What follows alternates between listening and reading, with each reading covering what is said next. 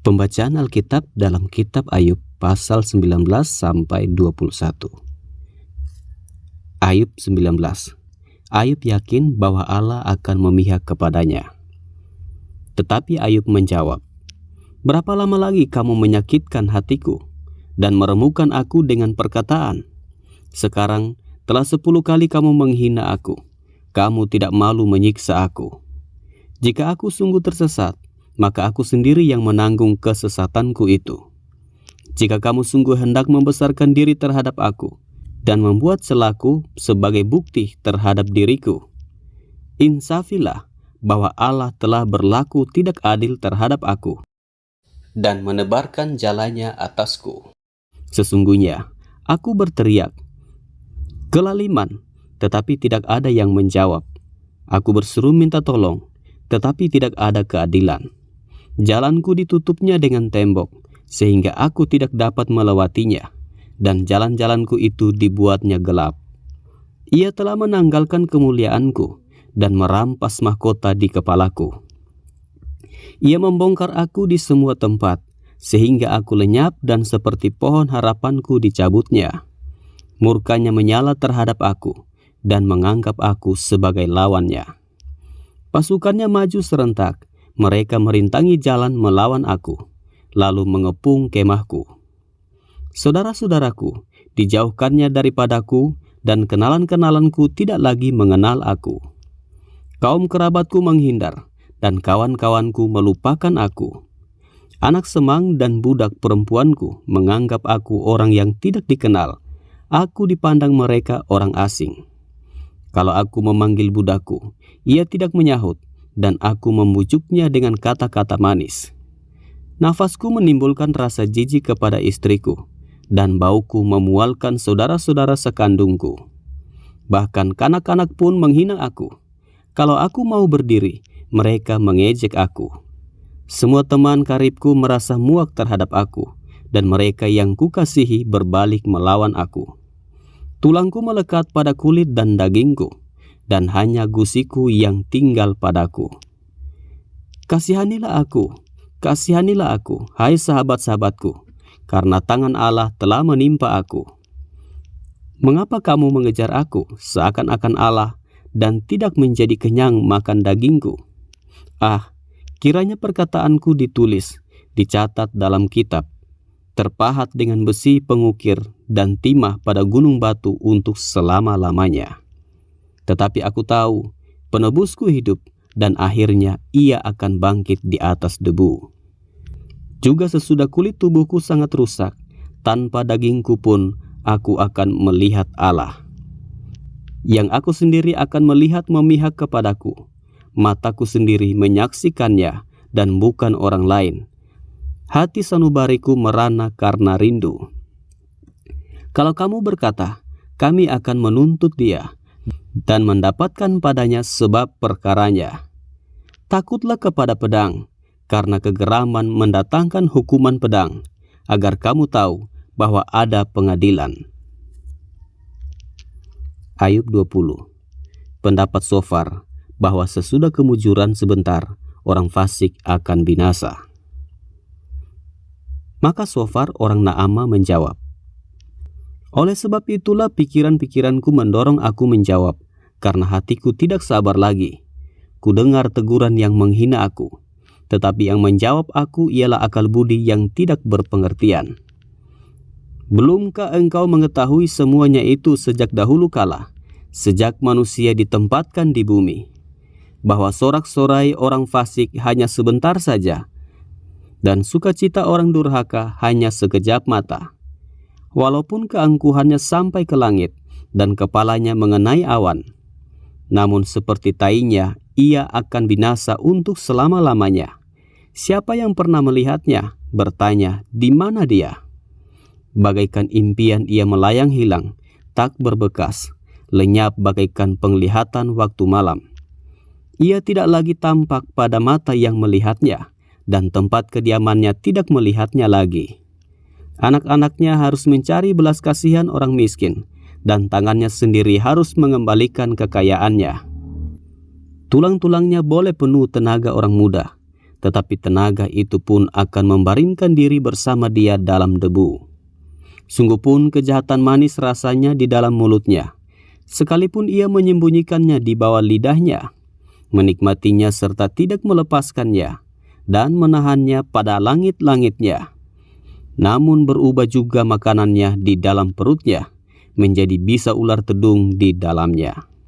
Harta benda ditelannya, tetapi dimuntahkannya lagi.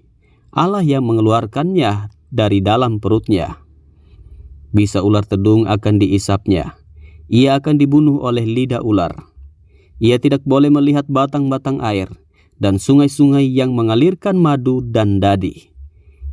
Ia harus mengembalikan apa yang diperolehnya dan tidak mengecapnya. Ia tidak menikmati kekayaan hasil dagangnya, karena ia telah menghancurkan orang miskin dan meninggalkan mereka terlantar. Ia merampas rumah yang tidak dibangunnya. Sesungguhnya, ia tidak mengenal ketenangan dalam batinnya, dan ia tidak akan terluput dengan membawa harta bendanya. Suatu pun tidak luput daripada lahapnya. Itulah sebabnya kemujurannya tidak kekal. Dalam kemewahannya yang berlimpah-limpah, ia penuh khawatir. Ia ditimpa kesusahan dengan sangat dahsyatnya. Untuk mengisi perutnya, Allah melepaskan ke atasnya murkanya yang menyala-nyala, dan menghujankan itu kepadanya sebagai makanannya. Ia dapat meluputkan diri terhadap senjata besi, namun panah tembaga menembus dia. Anak panah itu tercabut dan keluar dari punggungnya. Mata panah yang berkilat itu keluar dari empedunya. Ia menjadi ngeri. Kegelapan semata-mata tersedia bagi dia. Api yang tidak ditiup memakan dia dan menghabiskan apa yang tersisa dalam kemahnya. Langit menyingkapkan kesalahannya dan bumi bangkit melawan dia. Hasil usahanya yang ada di rumahnya diangkut. Semuanya habis pada hari murkanya. Itulah ganjaran Allah bagi orang fasik, milik pusaka yang dijanjikan Allah kepadanya. Ayub 21. Pendapat Ayub bahwa kemujuran orang fasik kelihatannya tahan lama.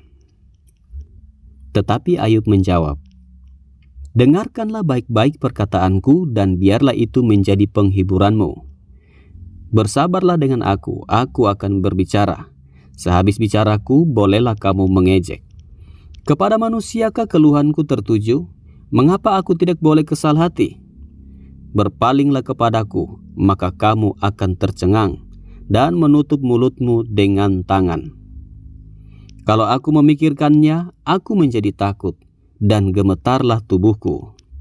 Mengapa orang fasik tetap hidup, menjadi tua, bahkan menjadi bertambah-tambah kuat? Keturunan mereka tetap bersama mereka, dan anak cucu diperhatikan mereka. Rumah-rumah mereka aman, tak ada ketakutan. Pentung Allah tidak menimpa mereka. Lembu jantan mereka memacek dan tidak gagal. Lembu betina mereka beranak dan tidak keguguran. Kanak-kanak mereka dibiarkan keluar seperti kambing domba. Anak-anak mereka melompat-lompat. Mereka bernyanyi-nyanyi dengan iringan rebana dan kecapi, dan bersukaria menurut lagu seruling. Mereka menghabiskan hari-hari mereka dalam kemujuran, dan dengan tenang mereka turun ke dalam dunia orang mati. Tetapi kata mereka kepada Allah, "Pergilah dari kami, kami tidak suka mengetahui jalan-jalan-Mu. Yang Maha Kuasa itu apa, sehingga kami harus beribadah kepadanya? Dan apa manfaatnya bagi kami kalau kami memohon kepadanya?" Memang, kemujuran mereka tidak terletak pada kuasa mereka sendiri. Rancangan orang fasik adalah jauh daripadaku. Betapa sering pelita orang fasik dipadamkan. Kebinasaan menimpa mereka, dan kesakitan dibagikan Allah kepada mereka dalam murkanya. Mereka menjadi seperti jerami di depan angin, seperti sekam yang diterbangkan badai. Bencana untuk dia disimpan Allah bagi anak-anaknya. Sebaiknya orang itu sendiri diganjar Allah supaya sadar. Sebaiknya matanya sendiri melihat kebinasaannya, dan ia sendiri minum dari murka yang maha kuasa.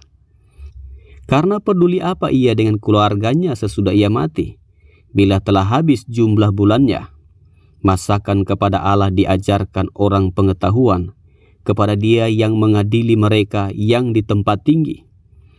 Yang seorang mati dengan masih penuh tenaga, dengan sangat tenang dan sentosa. Pinggangnya gemuk oleh lemak, dan sumsum tulang-tulangnya masih segar. Yang lain mati dengan sakit hati, dengan tidak pernah merasakan kenikmatan.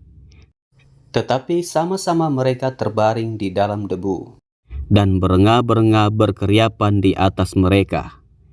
Sesungguhnya, aku mengetahui pikiranmu dan muslimat yang kamu rancangkan terhadap aku. Katamu, di mana rumah penguasa? Di mana kemah tempat kediaman orang-orang fasik? Belum pernahkah kamu bertanya-tanya kepada orang-orang yang lewat di jalan? Dapatkah kamu menyangkal petunjuk-petunjuk mereka?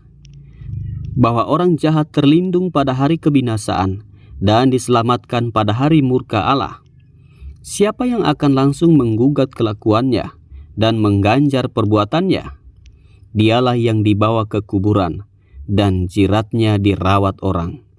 Dengan nyaman ia ditutupi oleh gumpalan-gumpalan tanah di lembah. Setiap orang mengikuti dia, dan yang mendahului dia tidak terbilang banyaknya. Alangkah hampanya penghiburanmu bagiku. Semua jawabmu hanyalah tipu daya belaka.